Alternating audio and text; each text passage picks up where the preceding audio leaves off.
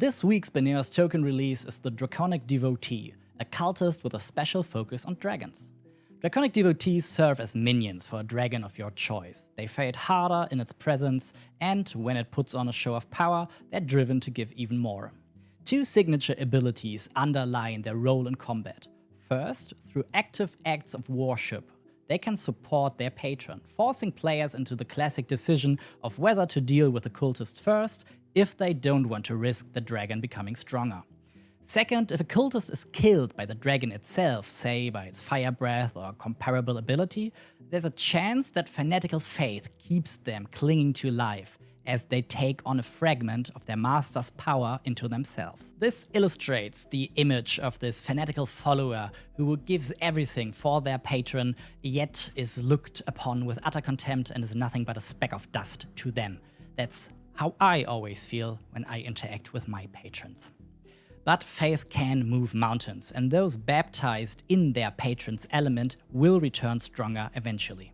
As a patron yourself, be it Draconic or not, you can load the Devotee into your patron right now via the Beneos Cloud. You can make a free cloud account and log in to gain access to plenty of other creatures, tokens and spells to, check them out, give them a test drive, and see if there's a spot free in your party to take us with you on your adventures. If you, however, want a deeper look into the design process behind the Draconic Devotee, you can stay tuned and come with me. So, when creating a creature, I always look at three simple questions at the start. What defines the creature? How do I convey that at the table? And how do I make this fun? So, cultists show up a lot, and standard cultists are usually weak. They are classic fodder with lots of them to go around. It can also feel like a waste to invest too much design effort in minions like that, because they have low stats, few hit points, the focus isn't on them, and they often serve only as some kind of move blocking, distraction, time wasters, or throwaway foes used in short encounters to establish a cult setting or just pulled to populate a scene. That leads to a lack of investment into their stat block, and that results in an all too common mistake that players most often encounter the least interesting enemies. To prevent us from making this mistake, we have to see what makes the cultist stand apart from the other CR1 godless rebel, so it can't be used interchangeable and the players have a feeling of fighting an actual cultist and not just bandit who threw over a rope and now carries a ritual dagger instead of an actual dagger. So, how do cultists stand apart?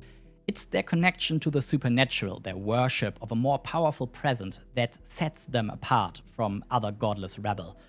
It's this relationship to their boss, their venerated patron, that we want to emphasize to make cultist encounters interesting. To that end, we will give the cultist mechanically simple, but visually striking abilities that send a clear message to the players without overburdening you as the DM, since you'll usually be running quite a lot of them at once. So specifically, we want to convey this Draconic cultist's identity through two passive abilities. One a bit more simple, one a bit more complex, but even more fun so. So we start off with a simple one, Draconic Devotion. With Draconic Devotion, the simpler of the two abilities, the cultist gains advantage on attack rolls and saving throws as long as its patron is within line of sight. A simple one for sure, but it results in encounters with cultists become markedly tougher and noticeably tougher when the dragon is present.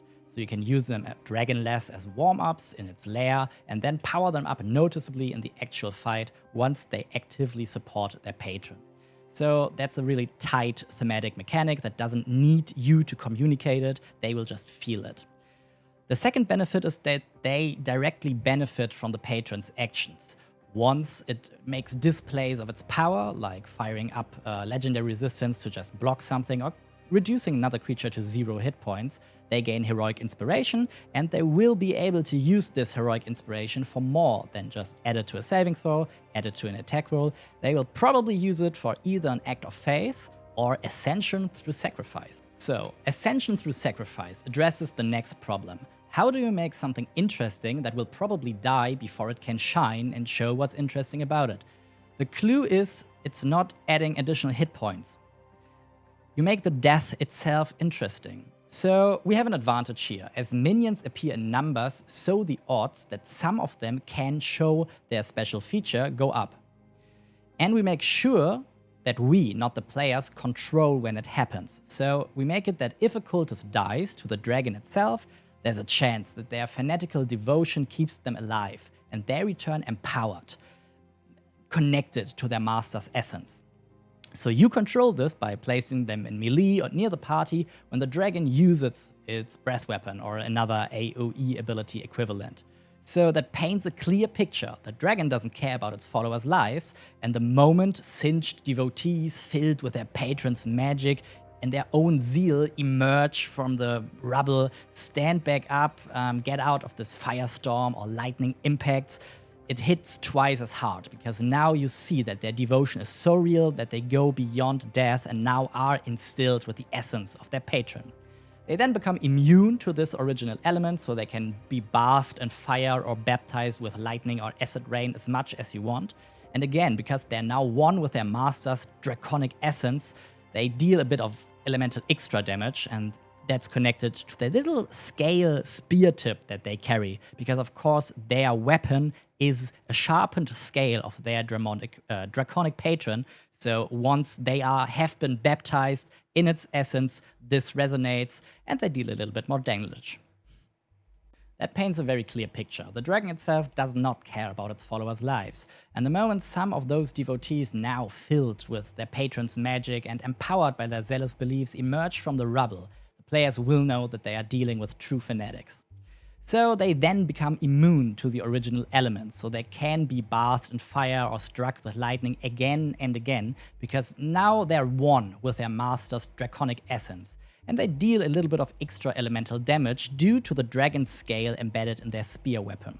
That is both mechanically strong in a sense of that they become better and enter some kind of phase 2 that keeps the combat interesting, and it also fits narratively, as they are now baptized within the flame or lightning of their patron and gain a spark of their power. This, of course, does not happen automatically. So we still roll for it, because rolling dice is fun. And it leaves a design backdoor for stronger devotees or other elites who have a guaranteed or more potent ascension mechanic. And we roll for it so we can use the heroic inspiration we gained from witnessing the dragon's grandeur to add to it and have a really smooth experience of becoming more fanatical the more we witness our master kicking ass. So, because we want to make them active worshippers, we give them acts of faith as some kind of support function. The bonus they grant is either an additional legendary action or an additional use of legendary resistance. So it's hard to achieve for the single cultists, but the more cultists you have and the more they get inspired by the dragon dominating the battlefield, the easier it gets for them to worship him, boost him, and forces the player to make some tough decisions. So you can use this to position another gaggle of cultists a bit more apart, forcing the players to go there to actually interact with them. And when they're there, we know it, they don't, there's a dragon waiting to unleash its breath weapon on both friend or foe and get a chance to trigger ascension through sacrifice. So finally, we give them a clean, simple reaction that expresses their fanatical devotion. The devotee can throw themselves between an attack and their lord to force it to hit them, sacrificing their mortal coil to keep the scales of their mighty, mighty sovereign clean and unscratched. So, adding a last simple melee attack with their dragon scale tipped spear, we've got a well-rounded creature whose narrative is established and reinforced by every of its actions. We have this fanatic devotee who, for their patron, pushes beyond human limits, while the patron does not bat an eye at sacrificing them. And if that does feel familiar to you, you are already a patron of Beneos Tokens and Beneos Battlemaps. So, at the same time, the devotees encourage players to act and give them meaningful choices that influence the flow of battle. And this is essential for fun and interaction, especially over the course of a longer encounter, like, well, a dragon fight. So leaving the battle maps behind and diving into the narrative possibilities, we love cultists because, well, they are handy. They fit almost every context. So a draconic devotee can easily be reskinned as a kraken cultist or a devil worshipper.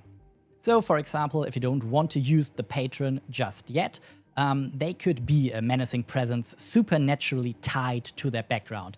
in a sense of they could be, the cultists could be a crew of a giant flying ship, the sails, the torn off wings of their draconic patron who got laid low in an epic battle, and only as long as they are in the range of those draconic wings acting as the sail of the flying ship, they get the bonuses they would usually get when in range of their patron. However, we will take our eyes off this token for a second, and we will take a look at my recommendation regarding where to use your Draconic Devotees.